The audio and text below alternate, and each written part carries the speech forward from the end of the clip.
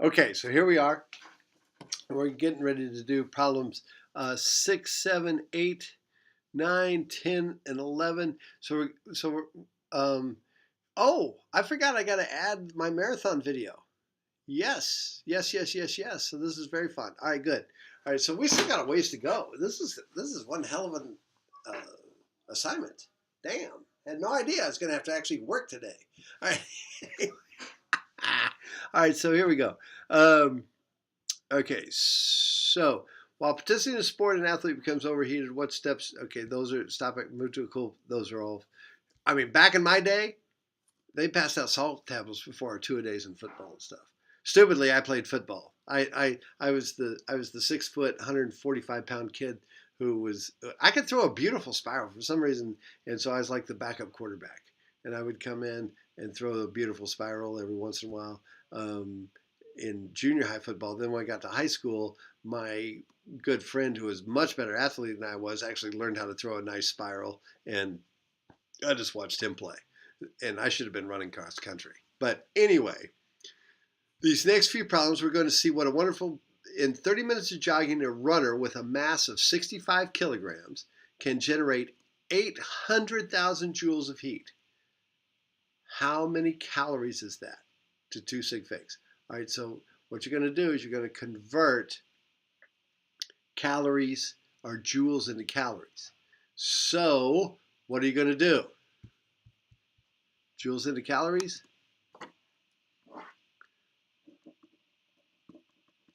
Joules into calories. If you're going calories into joules, you multiplied by 4,180. There you go. Divide by 4,180 joules per calorie. So when you divide that number, the joules cancel and the calories flip up to the top. Right? So that wasn't bad. But now, so here we go. This heat is removed from the body by a number of ways. Sweating, example. If the heat were not removed, sweating, panting.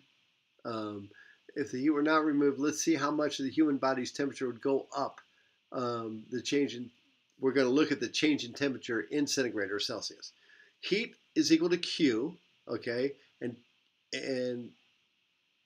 heat is equal to, and heat Q, which is equal to the specific heat of the body, which we measure as C, which is 3,500 joules per kilogram degrees Celsius, times the mass, M, times the change in temperature.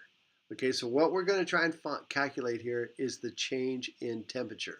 So here we go.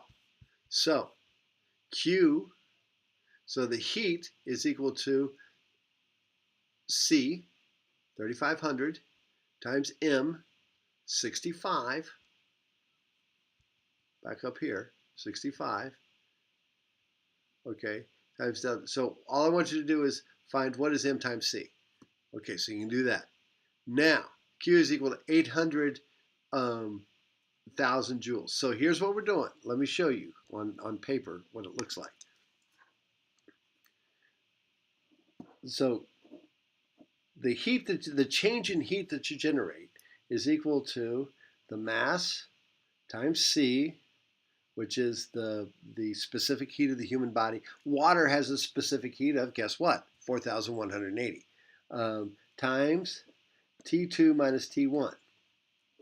Okay, so what we're doing here is we're saying 800,000 is equal to that 65 times 3,500 times T2 minus T1. All right, so 65 times 35. So what you do is you take the 80, you take what number you got here and divide it here, okay? And that'll give you your answer for that one. I know I'm kind of telling you how to suck eggs, but for some of you, you probably don't mind. For some of my students that have had 210 and 2, right, you guys did this in chemistry, so shut up. Other students haven't. So here we go. So 10, your previous answer is the change in temperature of the human body in centigrade. So basically what you got was the change if it didn't regulate itself, the average human temperature has a temperature of 98.6 degrees. Convert 98.6 to centigrade. We've already used the formula from the slides. We already did that. I've showed you how to do that. Now, add 3.5 to your previous answer. Okay? Because what you saw was the human body went up, the change in temperature is 3.5 degrees. And in Celsius, that's huge. That's huge. Add 3.5 to your previous answer when you converted to Celsius, okay? Then convert, well, it looks like you're going to get 41, doesn't it? Convert 41 to Fahrenheit.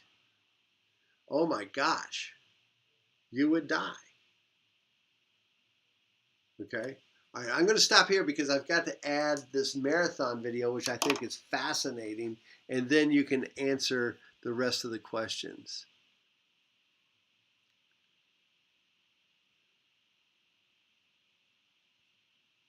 on your own. Here you go, do another estimate.